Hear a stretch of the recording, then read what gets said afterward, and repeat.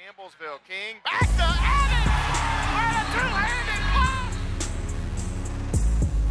Makes 2 minutes and she finishes!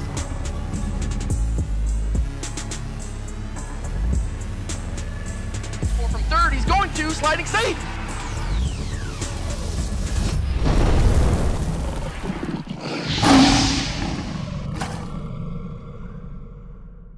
Welcome to Tiger Nation Weekly. I'm host Zach Clements. A 3-part show, a player interview, see you in the film room with Brett Tudela, and also an interview with head coach Perry Thomas. We're featuring football this week.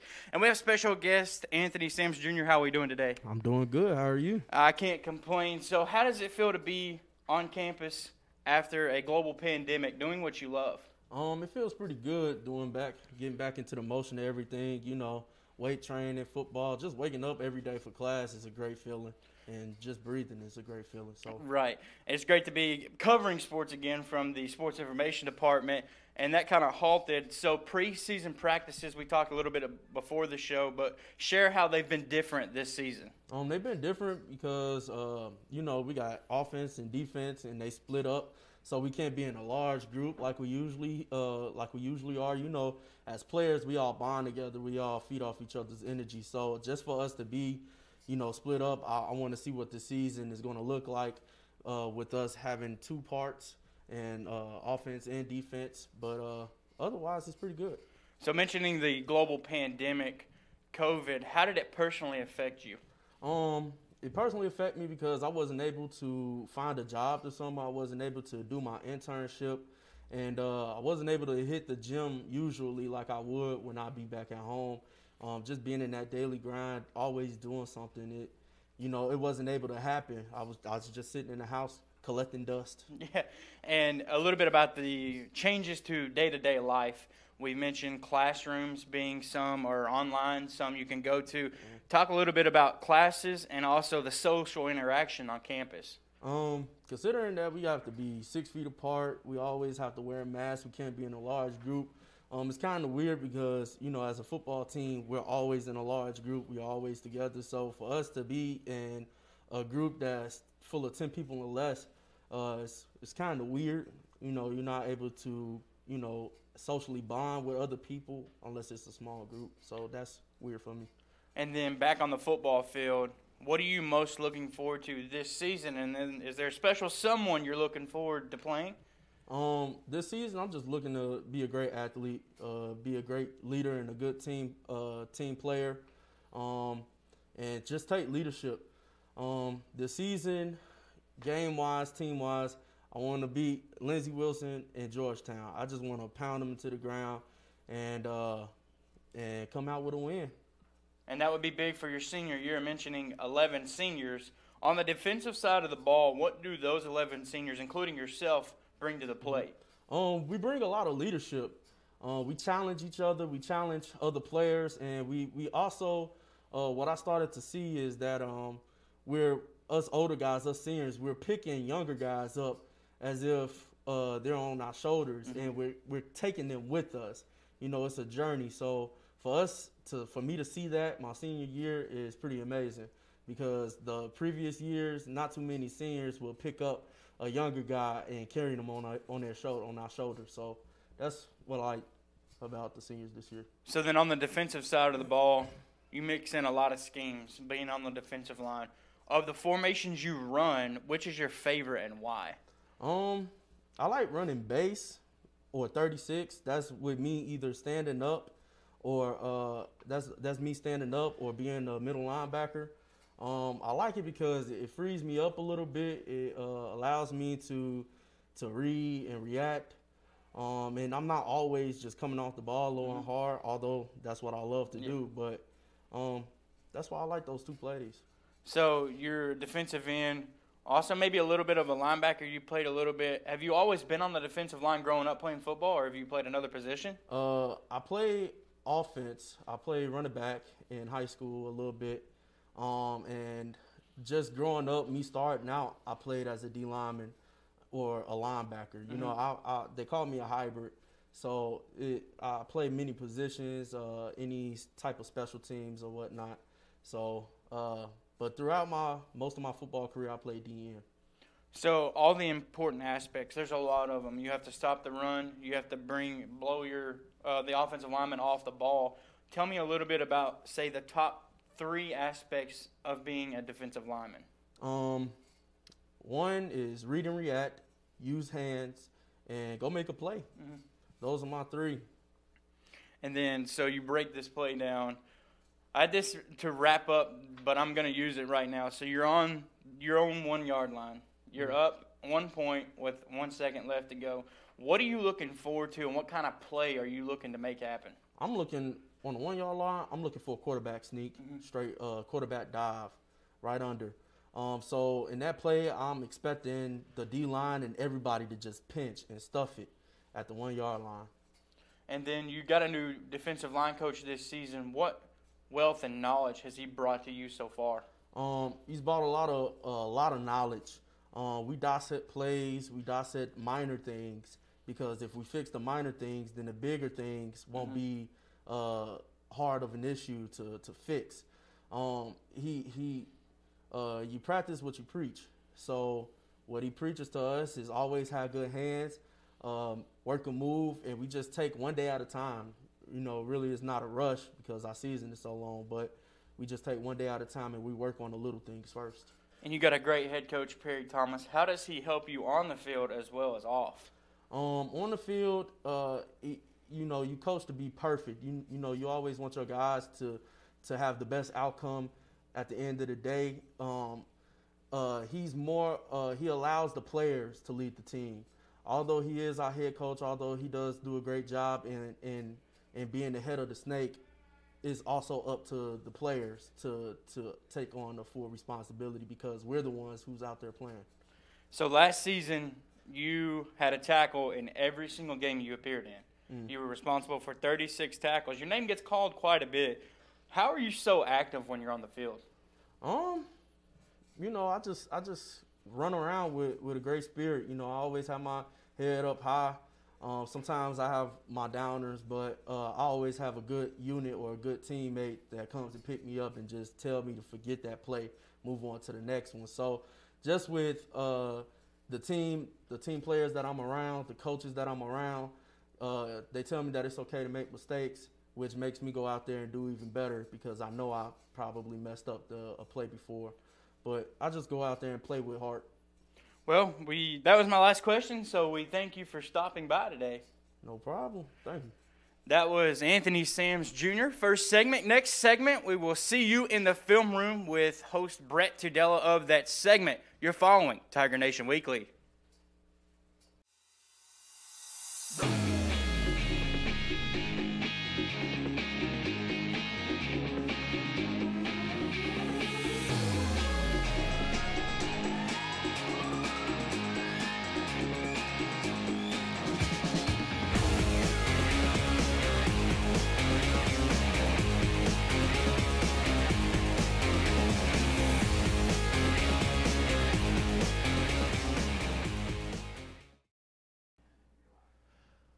Welcome back to Tiger Nation Weekly. I'm Brett Tudela for See You in the Film Room.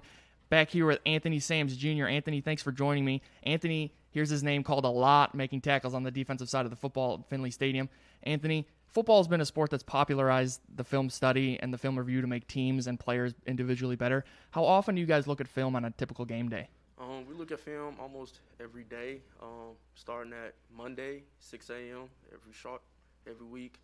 And then throughout the week, we progressively watch film with our position coach or as a group, depending on who calls a meeting or whatnot. So let's get into the first clip here, Anthony, and I'll ask you quickly to hold the microphone up to your face a little bit better here.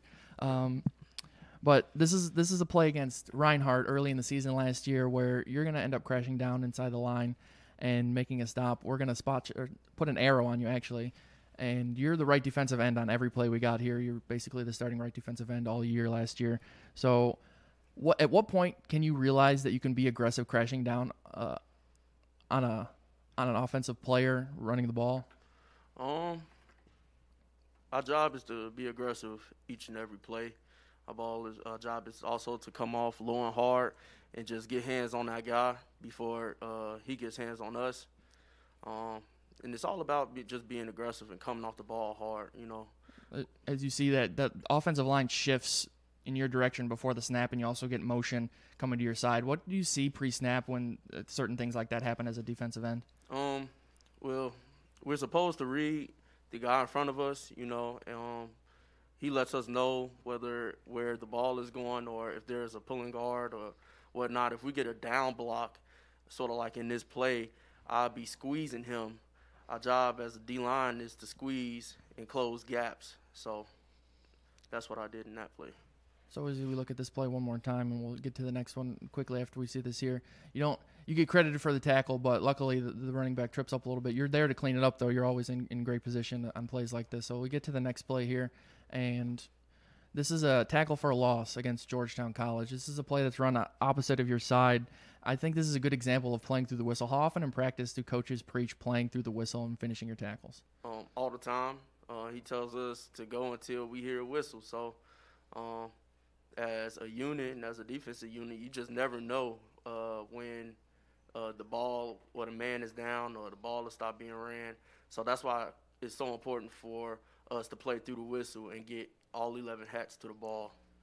When the play is being run away from your position, how often can you realize that you can just get over to that side quickly as long as you're not being blocked hard enough on the backside of a play like that? Well, patiently wait. I check to see if the quarterback has the ball. I make sure that there's no reverse, and then once I see the ball is going towards the other side of the field, I try to get there as fast as I can to either get in on the play or help my teammate out. The next play we have is another play against Reinhardt here where you're going to make a tackle for a loss, and it looks like you're not necessarily responsible for the outside contain on this play. One of your linebackers or the nickelback here is responsible for the outside contain. So you have an inside move on your run fit, but you're still quick enough to get into the backfield and get outside to stop this running back from bouncing it out. How much technique do you use there when you're trying to fill a gap like that? Because you almost look unblockable in this play. Well, on this play, you see the tackle. He tries to reach me on the outside shoulder. Technically, we're supposed to cross face if that happens. Technically, usually the ball is running outside, but we've always been told to squeeze first. So if he steps outside, my job is still to squeeze until I feel pressure. But that pressure right there, he didn't hold it long enough, and he gave me an opportunity to fight back outside and make that play right there. That was a nice example of being able to make a quick stop there on the outside. Another different look here. This is from the Thomas More game last season, and they ran a lot out of shotgun. A very popular play in football now is the jet sweep, but also the jet sweep with a little bit of a pitch forward, kind of like a passing play. You're in a two-point technique here as opposed to getting your hand on the ground. What kind of things do you try to do in a two-point stance as opposed to being in a three-point stance, first of all? In the two-point stance, our job is to set the edge, and always have our outside shoulder free just in case the ball does hit outside of us. But as you see in this play, I have a monster on the outside shoulder to also set the edge on that trips right there. So my job here is to just blow my guy up and get in on the play. So this is, you said blow your guy up. I'm going to back it up here. You definitely blow this guy up. You push him back maybe 2-3 yards to get into the face of that receiver in motion running the jet sweep, but you're still able to spin around and come up and help with the tackle at the very end. How much joy do you get in kind of blowing up your offensive tackle like this? You can see his head's back, he's leaning back. He really has nothing he can do against you on this play. I love blowing my guys up off the ball, especially when I know I have a good chance. As you see in this film, my tight end, I think is very small, so that just gives me a good opportunity to either let my teammate get in on the play as well or make the play myself. The reason why I spent was because I had my outside hand in the way instead of leaving it free, so that's why I had to spin towards the end. But it also bounced the ball outside, not giving the running back a chance to bounce inside, and also allowing that monster to get in on the play as well. So we're not going to look at it again, but you did, I think, fight off a holding call that was uncalled on that play. That guy kind of had a grip of your shoulder pad towards that spin move. This is the next play that we're going to see here is a play where you kind of execute good discipline, filling your gap on the inside. How often does it get tempting to kind of go out of your way to not necessarily fill a gap, but try and read the play a little bit better and try and make a stop different from what you're exactly supposed to do? You can kind of see that you hold up your offensive tackle and then you slide inside when you know the run is going there. Well, in practice, we always been taught to, once we get extension, peek. So in that midst of peeking, we pop our heads out and we find the ball to see where it's at. And that's what I did on this one. Oh, sorry. We're going to actually skip to the next one here. And this is a shotgun look from Reinhardt. We've already seen a couple shotgun looks out of the run, but this is kind of like a read option, another popular play in football. As a defensive end, there's a lot of pressure on you to make a read. Not necessarily on this play. You actually get blocked, but a lot of times a defensive end will be unblocked. How tough is it to read the read option as an unblocked player? It's tough. You know, you got between the quarterback or the running back to choose from. On read options, just be patient, let the play figure out, and then go after it. So on something like this, you're dealing with the H-back coming in motion on your side. We talked about motion a little bit again, but in the shotgun setup, do you think they could potentially be coming out with that guy to run out for a pass? So do you think you potentially have to chuck that guy or just get a little bit of a hit on him before he can get out into a pass routine? If he's going outside of me, that's not my responsibility. Anything inside contained or within the box is my job to figure out the play and make sure that I execute it right. But if he comes inside and he also helps on that tackle or tight end, then I fight pressure with pressure. Okay, so it's a good example of that shotgun run here. Is another shotgun run where you're going to get a lot of blockers coming your way. You have a couple of tight ends offset on the line, and then you also have a pulling H-back or tight end coming your way. You get through that line and shed the blocks very well and are able to help out on the stop. What is it like dealing with a whole host of bodies in there where two guys could be trying to block you and then potentially moving to the second level, or just a lot of bodies that you have to squeeze through? How difficult is that? It's very difficult, especially if you don't stay tight to that tackle, or when you squeezing, you don't stay tight to whatever man that you person down the line. It can become very difficult if they get a chip of your shoulder or they hook you right there. But in this play, I just stay as tight as I can to my guy while squeezing down the line and find an opening. And I try to get skinny and make the play. So the last couple plays we're going to look at here are pass rushes. You're going to make a couple sacks on these plays. This is one against Thomas More, once again, where quarterback's going to scramble outside towards your side. You do a good job of being able to chase him down so he can't get the edge and potentially run or get a little bit more time to pass. As we get back to the beginning of the play, and we'll stop it here as we see the arrow, you can see here your left arm is extended. How important is it to keep that outside arm free when you're setting the edge and keeping contained like that? It's so important. If you don't have that outside shoulder, you got a good potential chance of picking your head inside or dipping inside. And you take yourself out of the play when you do that. So for me to have my outside shoulder free and also peeking, I get that chance to come off and make the play.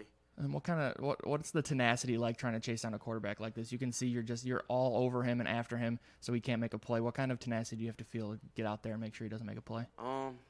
Like I say, it's sort of like the lion and the gazelle. The lion always have to eat. So, which one are you going to be? Are you going to run or are you going to be the prey? That was a little unfortunate there. Helmet came off at the end. You had to come out for that play, but it was still a great play that you made on the pass rush. There's another sack here against Georgetown. Big time in the game. Fourth quarter, about 9 minutes to go. You guys are down 2. You get a sack where the quarterback's kind of scrambling away from you. You use a great move on the outside of the line to get free of your blocker very quickly, and you can see how excited you are to make that play. What kind of technique, or how do you practice the technique of the quick swim move like this on an offensive tackle at practice? Honestly, once you get your hips cleared and once you see that you've beat the man in front of you, really you can do anything. You can rip, you can swim. Once he has his hips turned outward, you can hit him with any type of move basically, because he'll be off balance, or he wouldn't be able to flip his hips as long as you stay square to the quarterback and to the line. And talk about just making this type of play this late in a game, in a rivalry game against Georgetown. How pumped do you get on the field? How pumped do you feel your teammates get on the field and the sideline to make a huge stop like that? Man, it's a rush. Just being excited, especially during a critical time. Fourth quarter is always, the finish for the finale. So, I always try to go big during the fourth quarter if I can. So, Anthony, this was our last clip. I definitely appreciate you being able to come in and break down some film with me. I hear your name a lot. I haven't gotten to talk to you that often